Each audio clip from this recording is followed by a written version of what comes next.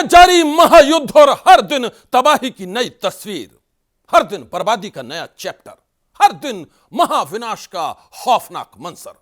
नमस्कार, मैं हूं श्रीवर्धन त्रिवेदी। आज मैं लेकर आया हूं महायुद्ध की सबसे बड़ी सनसनी कहानी, उस खतरे की जिसने पूरी दुनिया को डरा दिया है।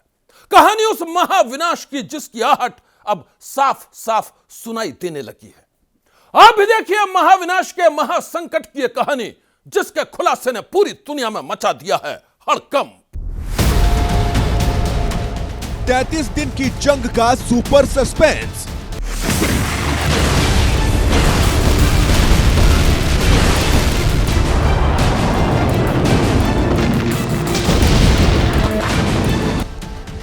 युद्ध के मैदान में ट्रंप का खुफिया खेल,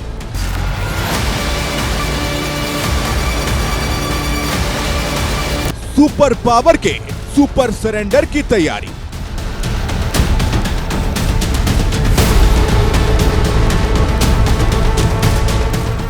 व्हाइट हाउस में ब्लैक सीक्रेट,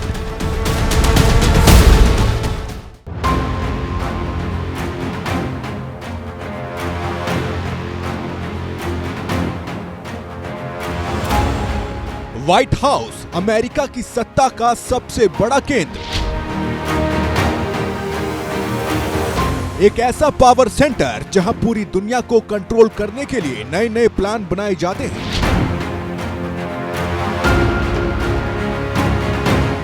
व्हाइट हाउस ही वो पावर सेंटर है जहां बैठकर सुपर पावर अमेरिका के सबसे पावरफुल नेता यानी राष्ट्रपति डोनाल्ड ट्रंप वर्ल्ड ऑर्डर तय करते हैं। इसी पावर सेंटर में बैठकर वो पूरी दुनिया को अपने हिसाब से हाँकने के लिए नए नए फैसले करते हैं और फिर पूरी ठसक के साथ मीडिया के सामने उन फैसलों का ऐलान कर देते हैं। ऐसा ही एक ऐलान राष्ट्रपति ट्रंप ने आज भी किया है। वो ऐलान है ईरान के साथ चल रही जंग को जल्द ही खत्म करने का।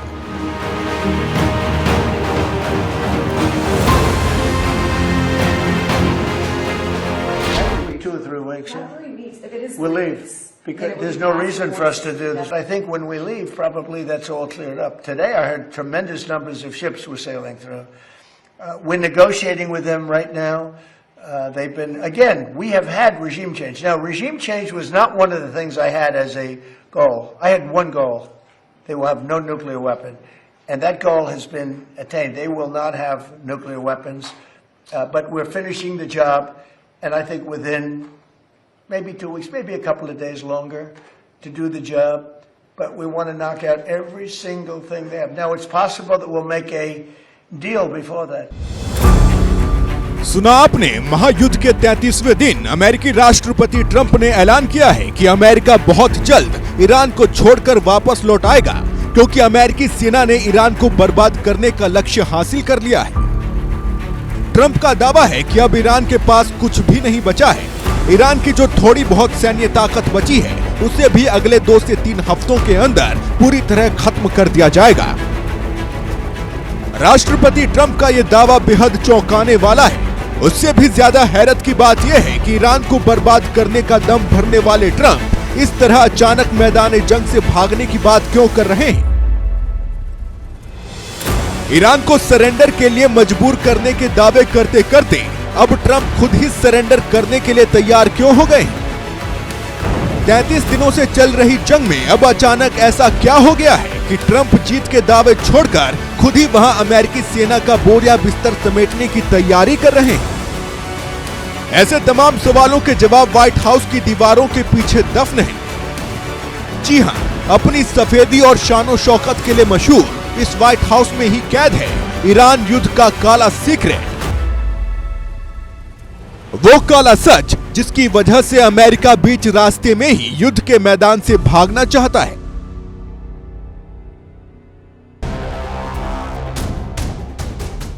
व्हाइट हाउस की दीवारों के पीछे कैद उस ब्लैक सीक्रेट की पूरी कहानी हम आपको आगे बताएंगे। उससे पहले आप ये जान लीजिए कि ट्रंप के नए ऐलान के मायने क्या हैं। अमेरिका ने ईरान युद्ध में ऐसा कौन सा लक्ष्य हासिल कर लिया है जिसे ट्रंप अपनी जीत की तरह पेश करना चाहते हैं। तो सुनिए, ईरान के खिलाफ ऑपरेशन एपिक फ्यूरी शुरू होने के बाद राष्ट्रपति ट्रंप ने बड़े बड़े दावे किए थे। ट्रंप ने पूरी दुनिया को बताया था कि ईरान पर हमले के पीछे उनके 3 टारगेट हैं। पहला टारगेट ईरान की मिसाइल पावर को नष्ट करना, उसे नई मिसाइल बनाने से रोकना। दूसरा टारगेट ईरान की नेवी को तबाह करना और तीसरा टारगेट ईरान को न्यूक्लियर पावर बनने से रोकना।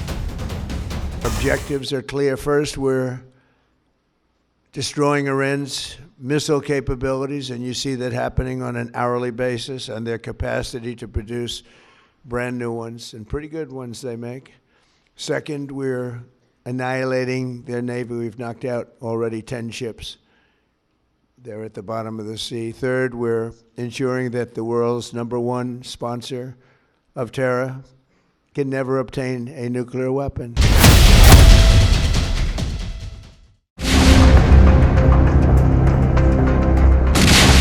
पिछले 33 दिनों में अमेरिका और इजराइल ने ईरान पर ताबड़तोड़ एयर स्ट्राइक करके कई बार उसके मिसाइल भंडार को नष्ट करने के दावे किए, लेकिन ईरान ने हर बार अपने मिसाइल अटैक से उन दावों की हवा निकाल दी।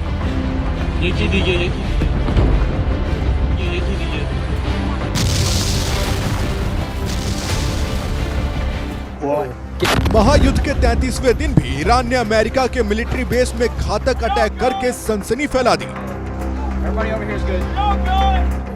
इतना ही नहीं, ईरान ने हमले का वीडियो भी जारी किया है, जिसमें साफ साफ देखा जा सकता है कि जोरदार धमाके की आवाज से पूरा इलाका दहल उठा और अमेरिकी सैनिक बंकर में छुपे नजर आए। इराक के एरबिल में भी ईरान ने जोरदार धावा बोला और वहां बने अमेरिकी सैन्य अड्डे को टारगेट बनाने का दावा किया।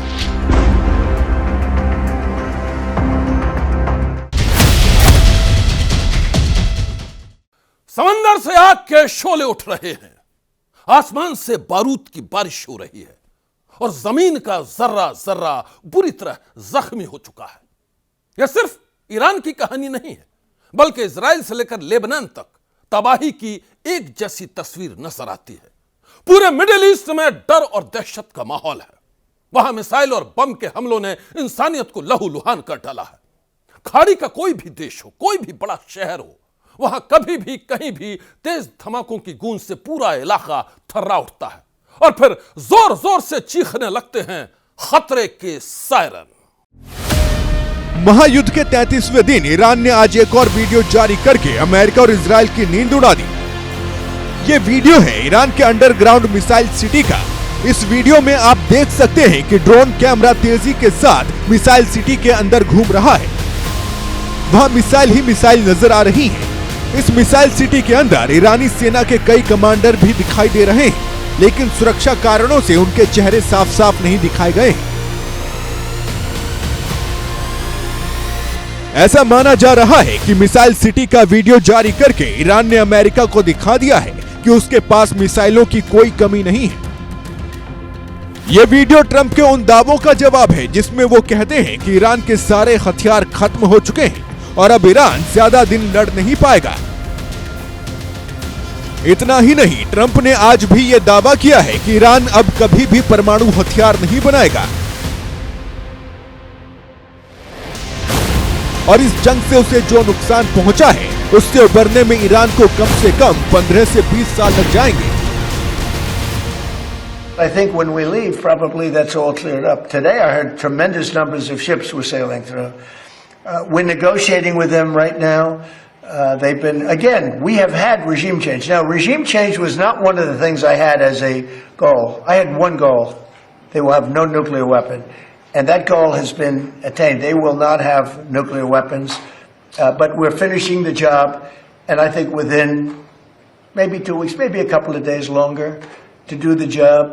But we want to knock out every single thing they have. Now, it's possible that we'll make a deal before that, because we'll hit bridges, and we've hit some. We'll hit some bridges. We've got a couple of nice bridges in mind. But if they come to the table, that'll be good. But it doesn't matter whether they come or not. We've set them back.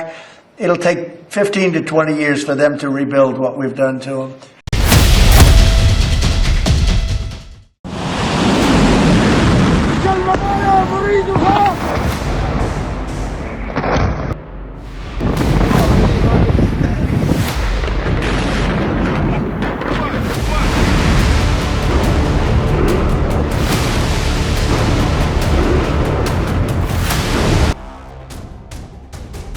Trump का कहना है कि America और Israel ने मिलकर Iran को बर्बाद कर दिया है। ट्रंप के मुताबिक अमेरिका को अब इस बात से कोई फर्क नहीं पड़ता कि ईरान के साथ कोई समझौता होगा या नहीं। अब भले ही कोई डील हो या ना हो, अगले 2-3 हफ्तों में अब अमेरिका मिडिल ईस्ट से वापस लौट आएगा।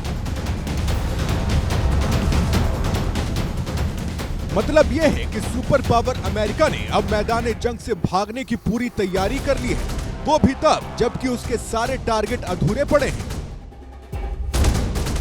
दरअसल 33 दिनों से चल रही इस जंग के दौरान राष्ट्रपति ट्रंप कई बार कैमरे के सामने आकर अपने लक्ष्यों के बारे में बताते रहे हैं। ईरान के हथियारों का खात्मा करने के साथ साथ अमेरिका ने यह भी दावा किया था कि वो ईरान में रिजीम चेंज करवा देंगे, यानी ईरान की सत्ता बदल कर रहेंगे।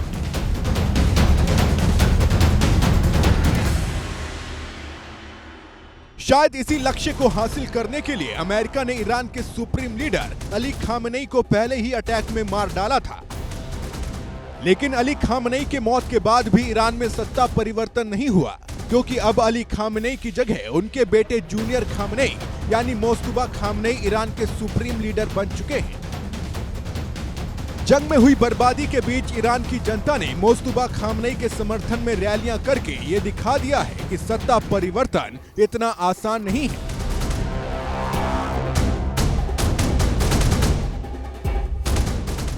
इसीलिए ट्रंप के तमाम दावों के बाद भी ये कहा जा रहा है कि अमेरिका और इजराइल का अभी तक एक भी टारगेट पूरा नहीं हुआ है। ना ईरान में रिजीम चेंज हुई, खामनेई की जगह जूनियर खामनेई आ गए, ना न्यूक्लियर फैसिलिटी खत्म हुई, हमले हुए लेकिन हथियारों का जखीरा अब भी है।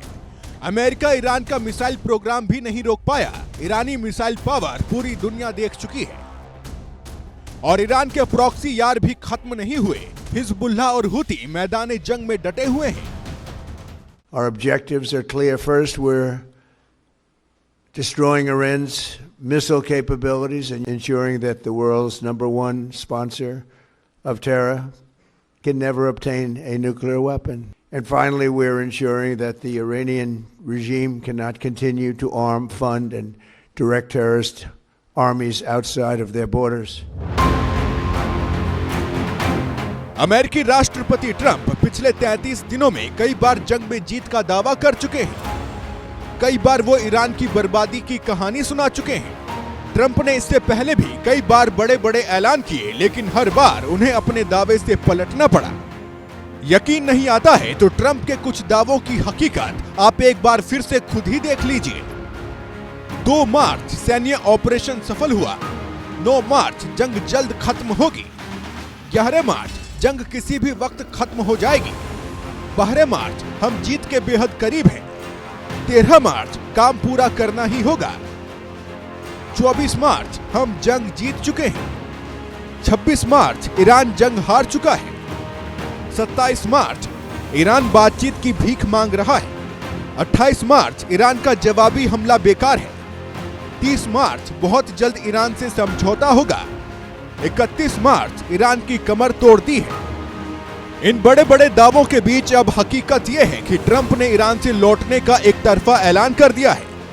इस ऐलान की सबसे बड़ी वजह यह मानी जा रही है कि अमेरिका किसी भी कीमत पर जंग के जाल से बाहर निकलना चाहता है और इसके लिए व्हाइट हाउस के अंदर कोई सीक्रेट प्लान बन चुका है।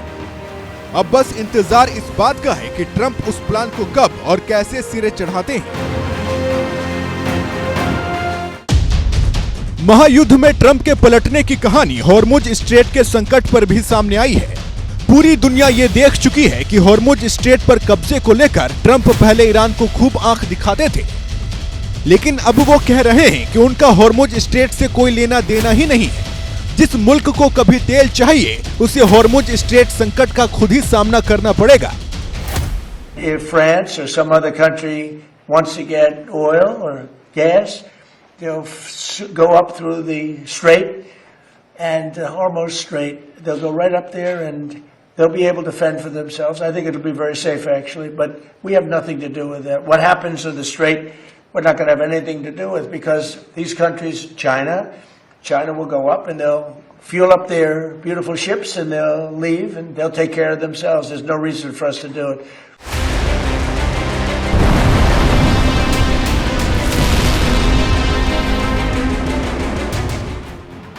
हॉर्मुज स्ट्रेट पर ट्रंप के यू टर्न से साफ हो चुका है कि इस अहम ठिकाने पर कब्जे को लेकर उनका सपना टूट चुका है। वो सपना जिसके बारे में वो कुछ दिन पहले तक खुलकर बोला करते थे, ईरान को धमकी दिया करते थे कि उसे हॉर्मुज स्ट्रेट खोलना पड़ेगा वरना गंभीर नतीजे भुगतने पड़ेंगे। We're negotiating now, and it'd be great if we could do something, but they have to open it up. They have to open up the Strait of Trump. I mean, Hormuz. Excuse me for this. I'm so sorry. Such a terrible mistake. The fake news will say he accidentally said no. There's no accidents with me, not too many. लेकिन अब Trump कह रहे हैं कि उन्होंने अकेले पूरी दुनिया का ठेका नहीं ले रखा है। जिसे तेल चाहिए वो हॉर्मुज स्ट्रेट को लेकर खुद ही ईरान से बात करे। मीडिया रिपोर्ट्स के मुताबिक ट्रंप अगर ईरान से खाली हाथ लौटने के लिए तैयार हो गए हैं तो उसके पीछे हॉर्मुज स्ट्रेट के संकट ने भी अहम भूमिका निभाई है। वॉल स्ट्रीट जर्नल ने ट्रंप के करीबी अफसरों के हवाले से बड़ा दावा किया है। वॉल स्ट्रीट जर्नल के मुताबिक अगर स्ट्रेट ऑफ हॉर्मुज नहीं भी खुलता है तो ट्रंप युद्ध खत्म करने को तैयार है। दरअसल ट्रंप जैसे तैसे ईरान के साथ डील करना चाहते हैं ताकि वो अमेरिका की जनता को ये बता सकें कि ईरान से जंग जीत कर लौटे हैं। शायद यही वजह है कि व्हाइट हाउस के अधिकारी भी अब ईरान में जंग जीतने को लेकर गोलमोल बातें करने लगे हैं।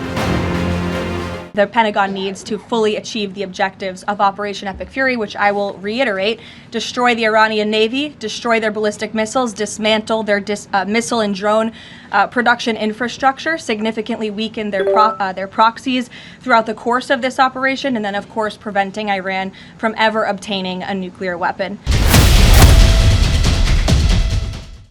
ईरान के खिलाफ अमेरिका और इजराइल की जंग सबसे विस्फोटक मोड़ पर पहुंच चुकी है। यह वो मोड़ है जहां से महाविनाश की आहट साफ साफ सुनाई दे रही है। लेकिन ऐसा लगता है कि अमेरिकी राष्ट्रपति ट्रंप उस आहट को सुनकर भी अनसुना कर रहे हैं। मैदान जंग में ट्रंप के जोड़ीदार यानी इजरायली प्रधानमंत्री बेंजामिन नेतन्याहू भी महाविनाश की इस आहट पर फिलहाल कोई ध्यान देने के लिए तैयार नहीं है। यह सब ट्रंप और नेतन्याहू की जिद का नतीजा है। ऐसा लगता है कि यह जिद इस जंग को कभी खत्म नहीं होने देगी।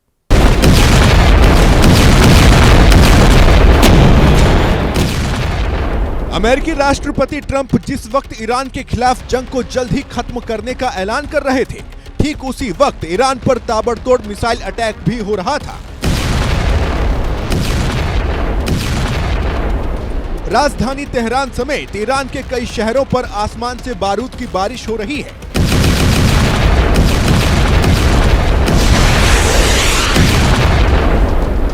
चारों तरफ से तबाही और बर्बादी का धुआं उठ रहा था।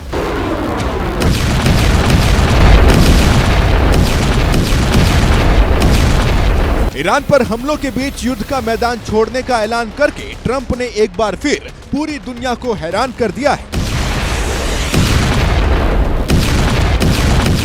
33 दिनों से चल रही जंग में जीत के दावों के बीच अब बड़ा सवाल यह है, क्या ईरान से युद्ध में पीछे हटेंगे ट्रंप?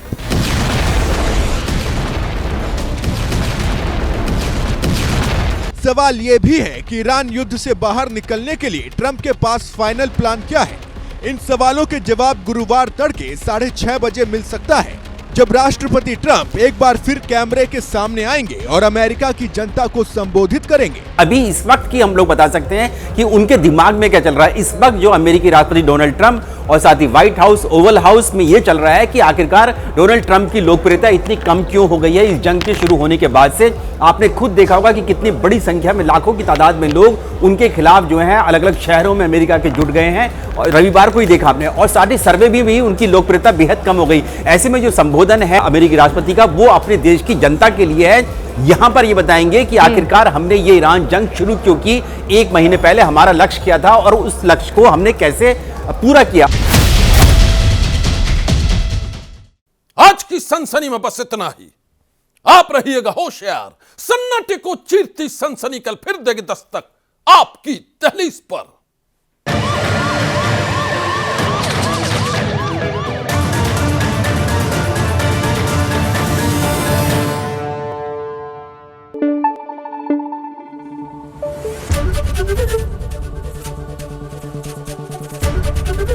एबीपी न्यूज आपको रखे आगे।